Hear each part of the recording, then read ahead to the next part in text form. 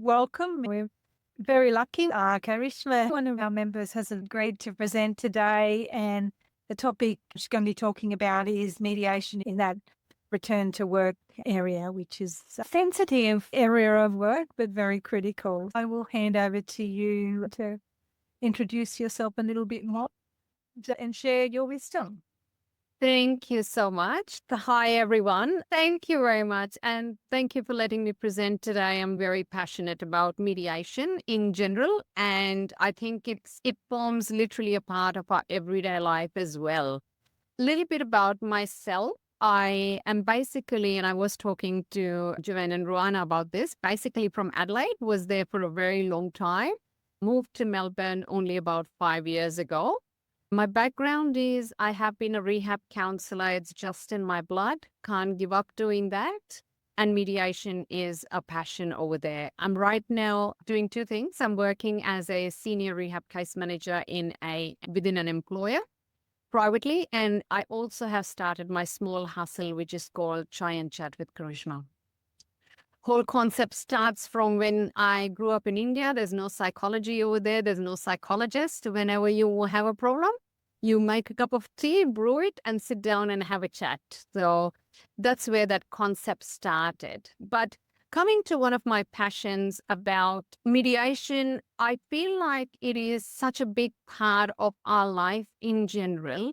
And in honesty, some of the principles apply to us in our everyday life as well, with our parents, with our siblings, with our children, with our partners, with everybody around us.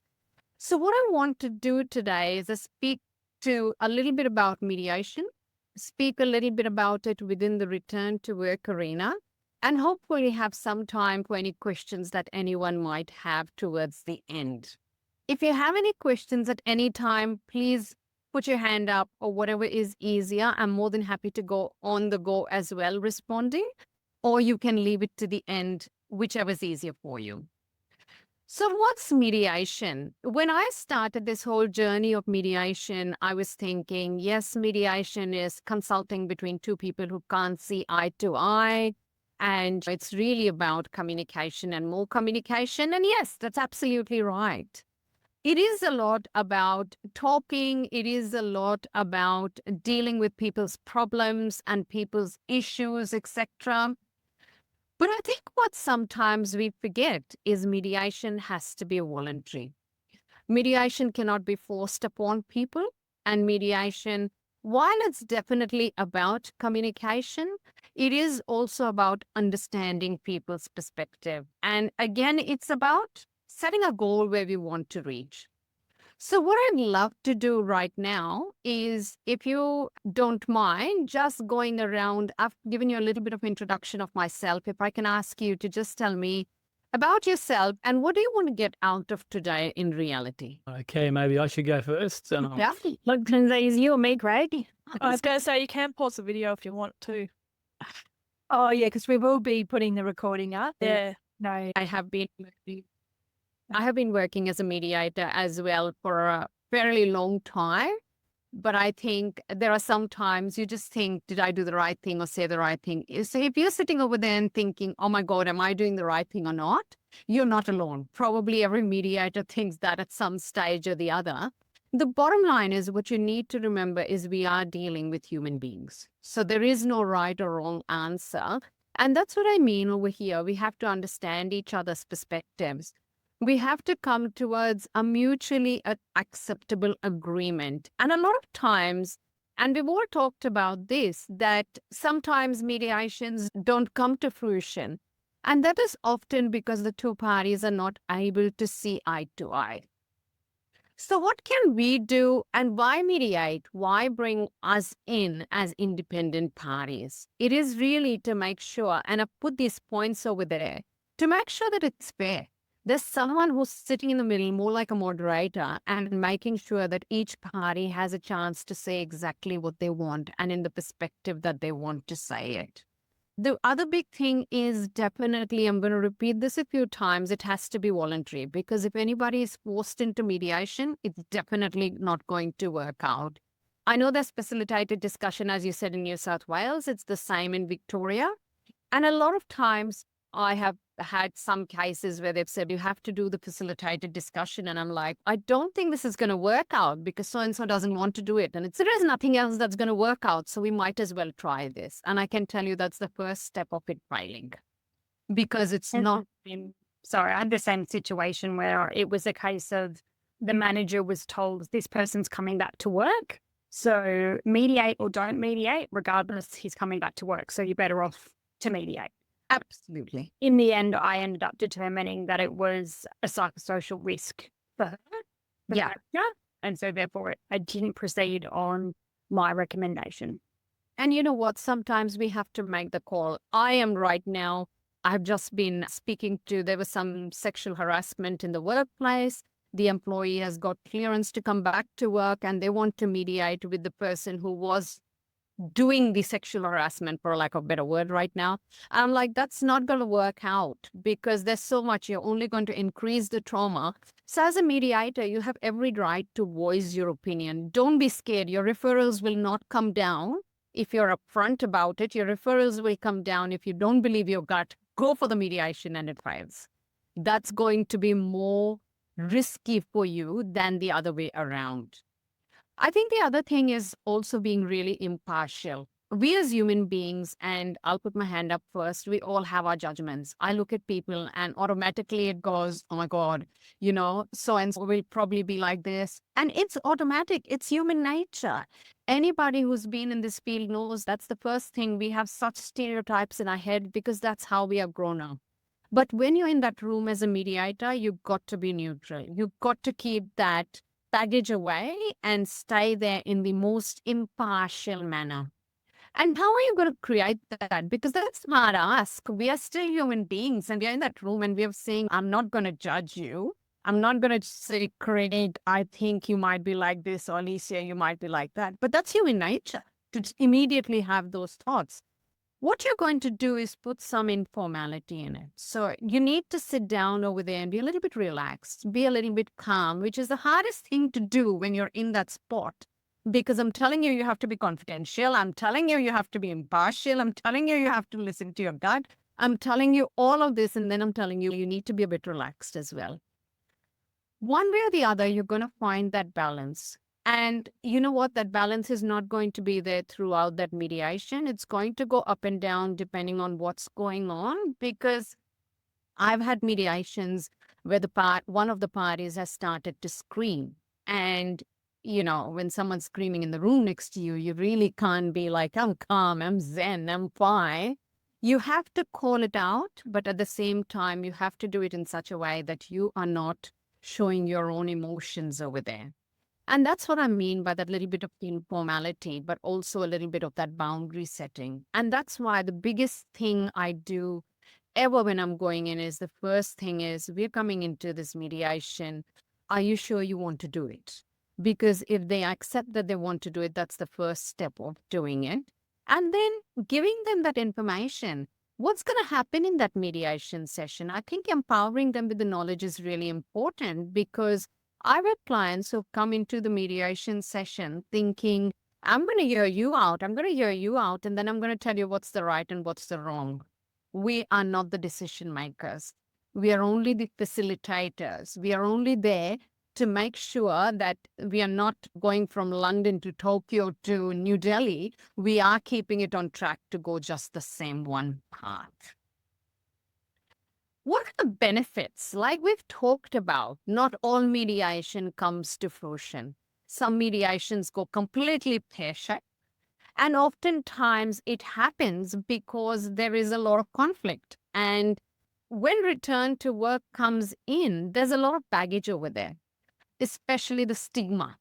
Oh my God, you've gone on work cover? Are you slacking off? Did you need some time off? And there can be some genuine.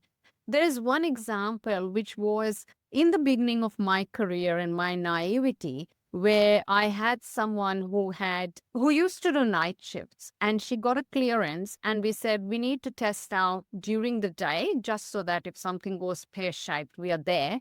And we like to have 1 week of you working in the day shift. If that's successful, you can go back to night shift. And she just wasn't ready for that. She was like, no, I can't. And in my naivety, I was like, couldn't understand. And then one day I sat down and I said, hey, let's have a cup of tea. Let's come out of here. Let's go off site. And we went off site and I went, why do you really not want it? Because in all the ways that I can see, this is the best outcome. You want to get back to work, and what's stopping you? And it was actually, I look after my grandchild during the day. So I can't not look after my grandchild for 1 week. That's going to be counterproductive. And again, asking those curiosity-based questions, it came out that it was the baggage. If she brought that up, people are going to say, oh my God, she can only think about her family. She's not thinking about work. The baggage about, I'm on work cover, people think I'm on work cover so that I can look after my grandchild. The reality is, I work nights so that I can look after my grandchild.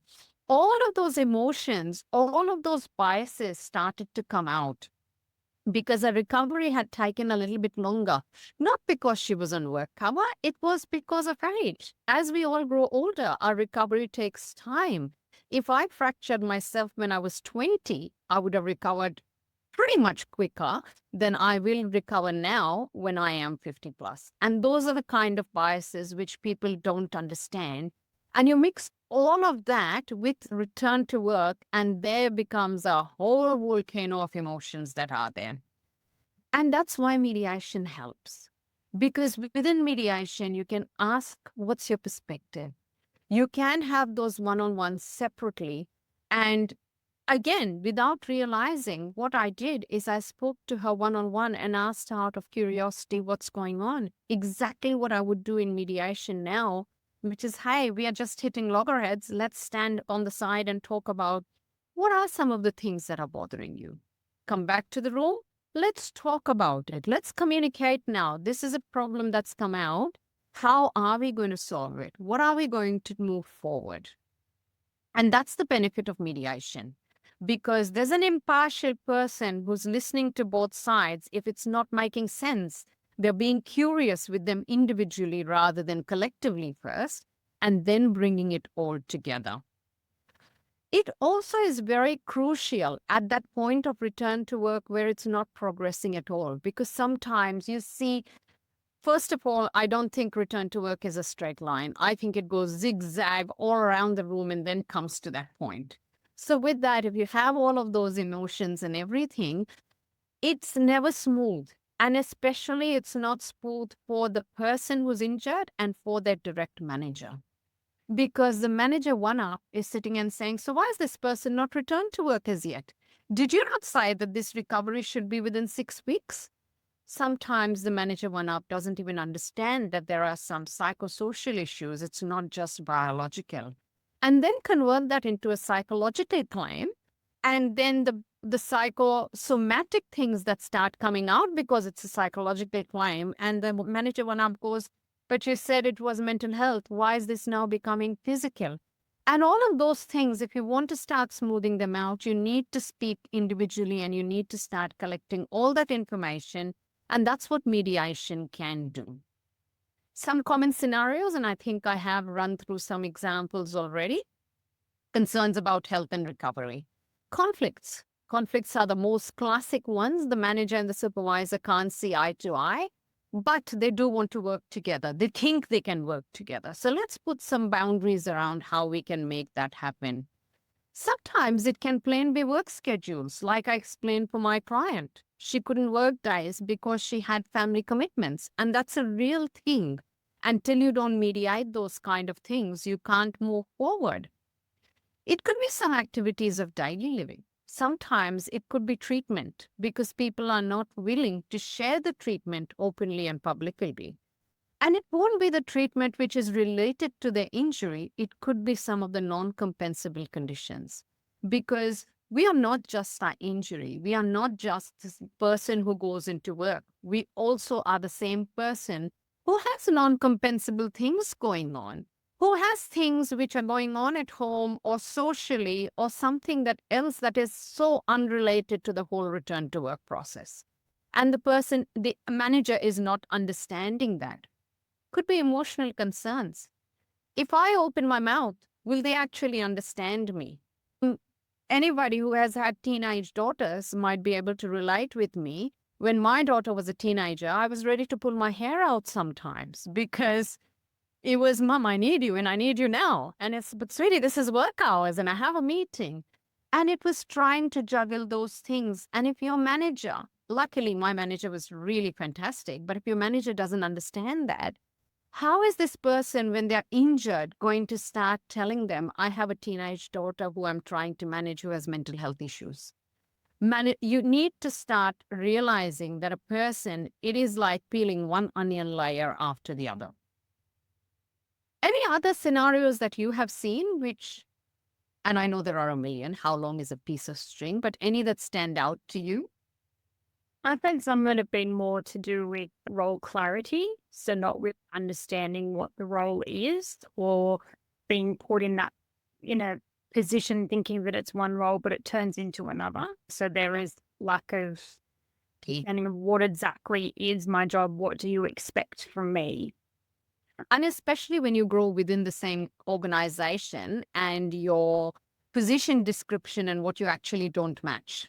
So I was just have a position description. Oh, you don't have a position description. Absolutely. And oftentimes it's happening more and more with the hybrid roles, etc., that people are doing something completely different a lot of times. I think let's get to the starting point. What do we need to do when we are talking to this person? We need to keep inclusion as the biggest thing in our mind. We need to have collaboration as something that is there, pivotal to what we are talking. There's a lot of power play going on, let's face it. When especially you're injured, you're already feeling very low in your power. You feel like everyone's judging you, feel like nobody believes you. You feel like there's this whole mountain that you have to climb to get to the other side and get back to work. But also, there is a power play between the manager and the injured worker because one can fire you. I know it's not legal, etc., but that power is still there. That fear is still there. Will I have my job after I recover? So we need to keep calming these people and saying, no, that's not going to happen to the best of my knowledge. And I always add that because you never know what happens otherwise. But also making sure you're talking to the manager that, yes, there is a power play over here. So can you please keep that in mind? And when you're talking, it's often not what you say, but it's how you say it that makes the difference. I can say to you, I believe you, but how I say it is actually going to tell you whether I'm authentic or not. Do I really believe you or not? So it's not about saying the right words. It's actually about doing the right things. It's about gaining that trust. Whenever I see a new client, that's the first thing I tell them. I'm not going to tell you to trust me. That's something I'm going to prove to you that you can trust me. Because slowly I'm going to show you what I can or cannot do. And mediation is no different to that. One big thing that we need to keep in mind is also equal participation. It's not being taken over by one party or the other.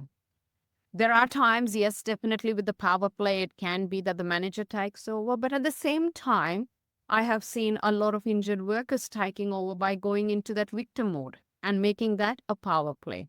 So it's about that balancing act, but it's also about including everyone. It's about engaging everyone into that same space and creating a safe space so that people can say things, even with all the feelings that they are having. Asking the questions, because there are no dumb questions.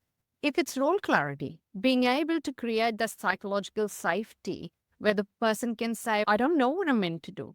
I don't know what you expect out of me. Or, yes, I am having this physical thing, although it's a psychological claim, and my psychologist or my GP or my someone has told me that this is related to my mental health because it's a reality. You can have physical symptoms as well. But it's also inclusivity to another level about where are you having the meeting? Is this person going to be able to attend? Are they going to be feeling safe? If it's a psychological injury, and you're telling them to come into the workplace, is the worker going to be able to come with it? Or do you need to have it in a neutral party? Can it be in an office? Do you need to book some rooms if you don't have an office close by where you can have it with confidentiality? Keeping all those inclusivity, it's not just about access. It's also about the psychological access. It's also about who can they bring into that meeting. it's about what supports would they need? Do they have resources available? Do they know they can contact EIP at any time? Do they know that they can contact you as a mediator, put their hand up in the middle and say, hey, I'm not comfortable. Can we step out for a moment? So all of that forms that part of that inclusivity and that collaboration with each party. And it's not to say it's only with the injured worker or only the manager, it's with everybody. And again, addressing emotions as they come up. I'm a very big believer that when people are injured, they actually lose some part of their personality. When your role changes, not just in the workplace, but also at home. I remember when I had this injured mother who couldn't pick up her 2-month baby because her back was so injured. And her role changed. She couldn't cook for a couple of weeks. And it was like, oh my God, that's what I do at home. I used to come home and just go into the kitchen to cook a meal and take care of my baby. And I can't do that right now. And that was creating angst between her and a partner. A lot of times, return to work also causes relationship breakdowns. Again, it's that change of that whole role, that gender biases that bring in, or partner roles become so different. I know of someone who couldn't go into the garden because they fractured their hand. And it's a small, when you think about you fractured your hand, it's 6 weeks only. Come on, it can get better. But sometimes that gets elongated because all of these emotions happen. It's a personal and social relationship. When we come in, and even when we were introducing ourselves, what was the first thing I said? I'm Karishma and I do blah. And we all went around the room saying that. A person who's injured, what do they say? I'm so and I'm on work cover. It's suddenly a very traumatic thing. What do I really say? And the social people around them make judgment calls about that. You're on work cover, so you're at home all day? No, actually they are not, because they potentially have appointments, they have everything. But society has made these judgments around it, which start to make a difference. The other big one is fear avoidance. I've had major back surgery and I can relate to that. I didn't go back to swimming for 3 years after my surgery, purely out of fear, to say, oh my God, if I go into the pool, I'm going to slip and I'm going to fall and I'm going to re-injure my back and I'm going to be back in the hospital. And after 3 years, I said, you preach this, how about starting to practice it as well? So very fearfully, I went into the pool and guess what? I did not slip. I did not fall. I did not go back to the hospital and I swam. But that fear avoidance lasted for 3 years. Common sense does not prevail when you're in that emotional situation. And it's not lack of understanding. What's happening to me with this injury? What's this return to work process? And mediation actually helps to sieve through all of this. Because as mediators, we can be curious. And I love curiosity. I love doing that and saying, hey, I'm curious. Why are you feeling like that? I'm curious. What are you thinking about it? And it gets you a lot more answers. And it helps us find that mutual discussions to happen so that the two parties can then come to a mutual agreement. Going to repeat this again. And I think by the end of the hour, you will be really sure. A, it has to be voluntary. And B, you're not the decision maker. They are. All you're doing is you're the vehicle to help them make that decision. Also going to put it up there, legal compliance disclaimer. We are not legal professionals. We have nothing to do with anything legal. If there's any legality going on that's separate to mediation, each party needs to be aware of that. And if there is anything legal going on, I tend to tell the case manager, can you please hold on, get all that clarity before we go into mediation. Because if I have something legal going on right up here, it's kind of a sword on my neck. I'm not going to be reasonable in a mediation situation. I'm not going to be open because I don't know what's going to come back to bite me. So please be clear, we cannot tread feet over there. We cannot go anywhere near legal compliances. Any questions, any comments so far? Going back to accessibility and flexibility, we spoke about the space. We should also think about the time. Is that a mutually convenient time? Yes, 9 to 5 is very convenient for everybody. But what if this person was working night shifts? You can't expect them to suddenly be there between 9 to 5, but at the same time, you can't reasonably think that you as a mediator are going to be there at the night shift, or that the manager might be there at the night shift. So it's about negotiating that time, talking to them about it, giving them the option about bringing a support person with them, but making it really clear that the support person is exactly that, a support person, not their mouthpiece, not speaking or advocating on their behalf. They are there just to hold their hand, just to be there for them if they need that support, or just a secondary pair of ears. So when they go back, if they want to say, "Hi, did I misunderstand this?" And oftentimes when I've had a support person in that room and I've had to say, "Sorry, I am speaking too, so can I please request you to have that conversation outside if you need to?" And you know what? There's nothing wrong in doing that as long as you're being respectful about it. The mediation is between person A and person B. Person C is the support person, not part of that mediation thing at all. And also impartiality. If you think that support person is going to be really partial and really going to just instigate things, have that conversation, because sometimes the person's not seeing it. The injured worker may not see it, and it may not be helping the mediation. There has been one particular case where I had this support person who was the mother come into the room. And after the first session in mediation, I had to step out and say, "Hey, listen, while I completely understand your mother is your support person, I feel like it's not helping the process."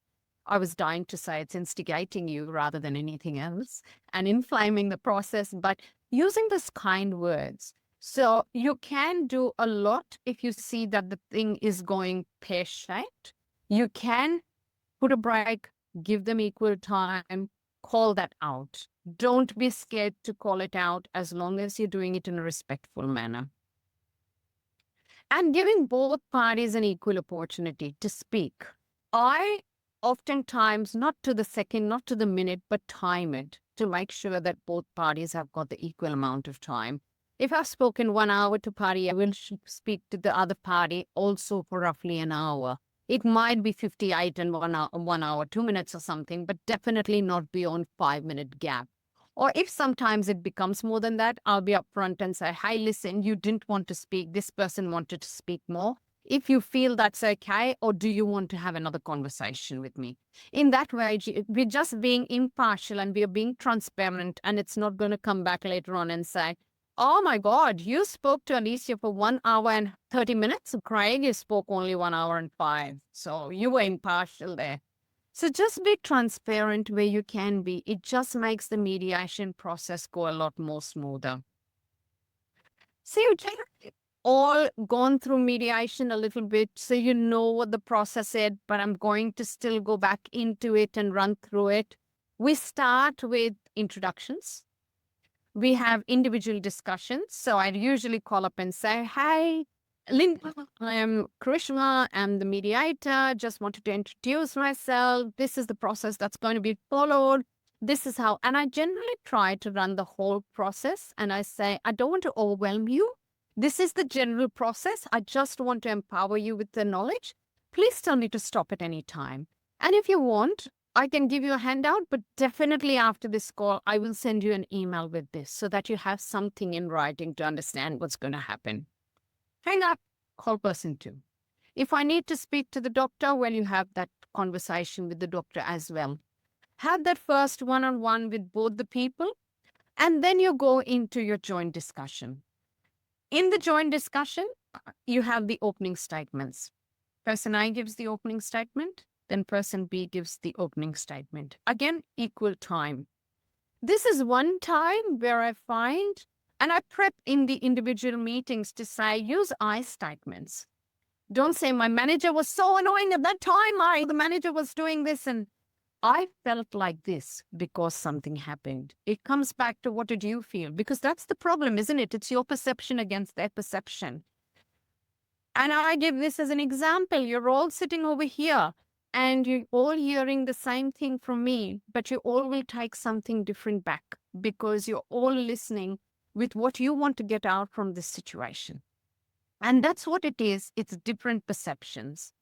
Feel free in that opening statements. Oftentimes I find, especially in the first conversation, they're trying to jump and the worker will start saying, I went into the room and then he said, and the manager will go, no, what really happened? And feel free to say, excuse me, manager, it'll be your time as well. But right now we are just hearing this. Feel free to make notes and you can highlight them in your part when you are talking about it. But this is the injured worker's time and vice versa. Because by nature, we all do tend to get defensive. And the injured worker and the manager are no different. They are also going to get defensive, especially if I'm sitting over here and saying, I feel really overwhelmed. I felt really overwhelmed because I had so many people in this room. Automatically, you guys are going to feel defensive and say, oh my God, but this was a session where you wanted so many people to be in the room. That's the defensive part of our body language completely. Have clear, open statements, then start your joint discussion. And oftentimes my joint discussion goes with, person A, injured worker, you said this. Person B, manager, would you like to respond to that? And that brings out that healthy discussion, giving everybody that chance of having that conversation. If you need to, you can have your private meetings again, and then come back into the room and have a clear agenda. I like to have not more than 3 things in the agenda because let's face it, people will be ready to bring 10 things out. We can't do 10 things at a time. What are your top 3? Do you both agree these are your top 3? And as you're going in the conversation, you automatically are thinking, oh my God, this is where the two are absolutely on endpoints. It's the role clarity. It is the timing of the job. It is blah. And once you get agreement on the agenda, then you start getting into, okay, what are some of the options that can be there? Get into the negotiation of it all and then come up with an agreement. I know I'm saying this very simply. It doesn't happen that simply. It does take a lot of time. But the process is, if you follow that process, you might loop into it, but eventually you come into the agreement. What I like to do when we've come into an agreement of any point, so injured worker, manager, do we agree that a clear job description would be helpful for both of you? Yes, great. I'm going to actually write this down. And the moment you've had those 3 things, in the closure, again, I make sure both parties understand and I say, you agree that this is the decision both of you have come to. This is not my decision.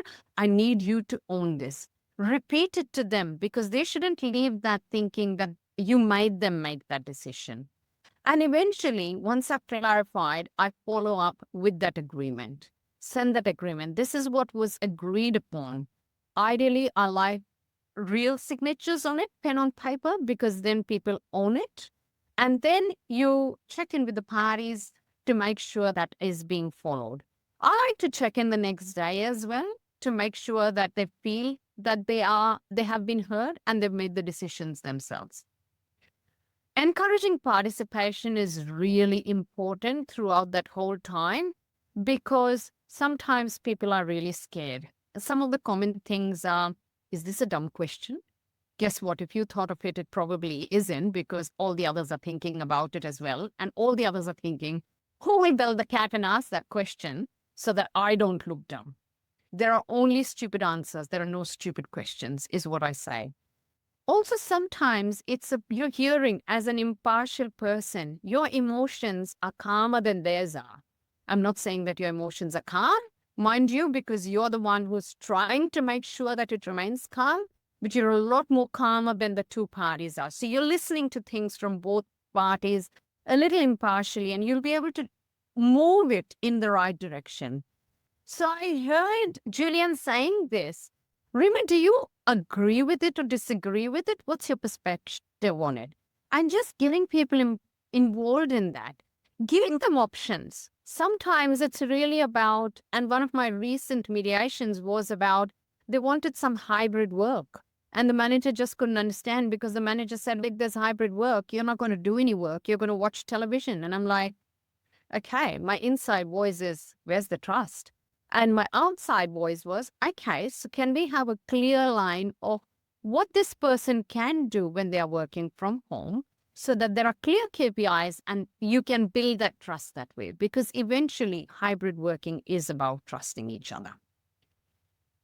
Highlighting success stories sometimes in mediation helps because people think, oh my God, I'm in this rut. I'm not going to get out of this. I don't see how mediation is going to help at all. So sometimes in the introduction, I tell them mediation does help and I've had some successful outcomes. And if they ask for examples, I give them examples, obviously within the confidentiality backgrounds as well. So I think the biggest thing that I want to reiterate again and again, it's really about ongoing communication. It's literally about being upfront and asking, do you have any other questions? Do you have any other thinking that you're thinking about? How can I help? I love that line, which I copied from one of the serials that I watch. I'm an avid watcher of New Amsterdam, if you haven't watched it. And that's the one line that the main character always asks, how can I help? And initially, when he used to ask that question, people used to freak out because he ended up actually helping them. He ended up giving them exactly what they wanted. And sometimes people don't realize that they've been asking for that, but do they really need it? So asking that can verify what do they really want. Finding a solution together is very helpful, and that buy-in is really important. Remembering all you're doing is being that vehicle for them to have those rock-solid conversations, for them to negotiate, for them to talk about what are their fears. Because even the manager is fear, like in the hybrid, the manager is fearful that this person will not do their work. That's a real fear. But if you can build that trust or get some solution out there, it helps. Also about fostering that resolution, fostering that solution-focused mindset. Because what often happens is people are so much involved in that situation that the whole mindset has become problem-focused. I have this problem. And this problem is a real problem. And I need to prove that this is a real problem because otherwise people are judging me and thinking it's not a problem. Acknowledging, yes, that's definitely a problem. Yes, I completely understand that looking after your grandchild is important. And it is a problem when I'm asking you to work for a week during working hours. Can I help finding solutions? And the moment you open up that way, you're actually flipping the coin and the solutions start coming. Because the reality is, let's think about it. Have you had a problem or an issue or a disagreement with someone in the last week? Anybody? I've had. Everybody's had probably. And have you just waited for the other person to find a solution? Or has your brain thought about it and thought about solutions as well? And that's pretty natural again as a human being. If you have a problem, you're thinking about it. You can't take that hat off and say, that's not my problem. I'm not going to think about it. Ask them, do you have any solutions? And that's exactly what I did with this client. I said, do you have any solutions? And she went, maybe because it's only 1 week, my daughter was saying that she needs to take some leave, so she could take 2 days of leave. Great. So we've solved 2 days. We have only 3 more days to go. And the manager said, if you're really doing that much, maybe 3 days, we could pay for you to put the child in childcare if that's okay with you. And there you are. There was the solution. And it was literally as simple, only by opening that dialogue, only by asking, how can I help? Here's the problem. How can we find a solution? So in short, what I am saying is mediation is really, there is no right or wrong. You're talking about 2 people with different perceptions. You're bringing them into the same room after having open communication, making them having that dialogue, and being that person who is bringing them back into the room every time they try to detour from it. Being curious and helping them navigate the process themselves. You're not the problem solver. You're not the decision maker. All you're doing is facilitating it. Any questions, any comments? It's open to you now. Thanks, Karishma. Do you have much feedback after the mediation's finished, like checking back in with the people about how it's been going? Absolutely. I like to check in the next day for sure to make sure that they are comfortable with what was discussed, because we all have overnight thoughts and I want to make sure that they've bought into the solution. And then I tend to check 1 week later. After that, depending on if everything is going hunky-dory, I'll check in again after a fortnight. But if it's not going fine, then I'll check in after a week again, and then again after a month before I close off. But again, it really depends on how things are going, because sometimes that's enough. Sometimes you need to go back into the room and start all over again. Yeah. And do you find sometimes that it's good to have a conversation with the management about how they're actually dealing with the team and helping them to build this workplace culture? Absolutely. I think 4 out of 5 mediations, I've gone back and said to the management, hey, listen, this is a theme I'm hearing, because once you start mediating, you start getting people from the same organization coming back to you because you've built that rapport and trust. And there is some training that goes into it. A lot of it is about, honestly, lack of knowing. A lot of times managers are growing in rank because they've been in the organization for so long. They may or may not have been provided training. So just getting that training over there is so important. Yeah. Definitely. Thank you very much. Any other questions? Yeah. Do you often find yourself, given that you've got that rehab counselor background, worked in return to work avenues, find difficult with having just a mediator hat on or just a return Oh to my work? God. But all All the the time. in the middle of the mediation, you may go, look, can't you just do this? Because that's what I would do in return to, if I was just facilitating a workplace meeting, that is 100%. But in the mediation, you can't. So it's like that pool. It's right at 100%. And that goes back to your human nature. You can't change that and that's why I was talking about the inside voice and the outside voice a couple of times. And especially in a mediation, what I tend to do is I tend to pause before I open my mouth so that I don't mix it. And sometimes I bite my tongue and sometimes I say what I'm thinking. But I do find that momentary pause really helps me to shift from I'm mediating now, that's a return to work thing. Yeah.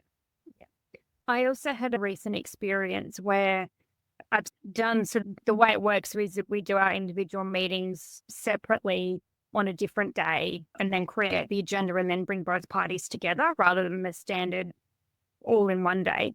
Oh, yeah. And so I recently did the part B, which is the bringing both parties together. And that went for about 3.5 hours. And we had to stop and we're going to reconvene this week and continue on because it escalated. Yeah. An introvert and an extrovert. So that's going to be a clash anyway. But the biggest difficulty I had is that they both had different, extremely different recollections of what happened. Not just a perception of you yelled at me or like actual facts of you said this. I did not say this. Yeah. It's recurring. And it's like how neither of them are willing to go. I basically said, look, you're seeing red, you're seeing blue. Where's the purple? And neither of them were wanting to come into the purple space. They're like, this was. So I'm just like, so what I'm going to do in a couple of days when I bring them both back together again, we'll see how it plays out. What? Yeah. Well, one of the things in that, what I would be thinking is it's a he said, she said. Both of them have different kind of things. And I always say to them, let's go forward facing. We can't change the past, but we can change the future. So let's draw a line in the sand over here. And the other example I often give is if I put you at the two ends of the table and I put a number 9 over there, one sees it as a number 9 and one sees it as a number 6. And both are not lying. Both are absolutely right. So instead of arguing about that, here's a line in the sand.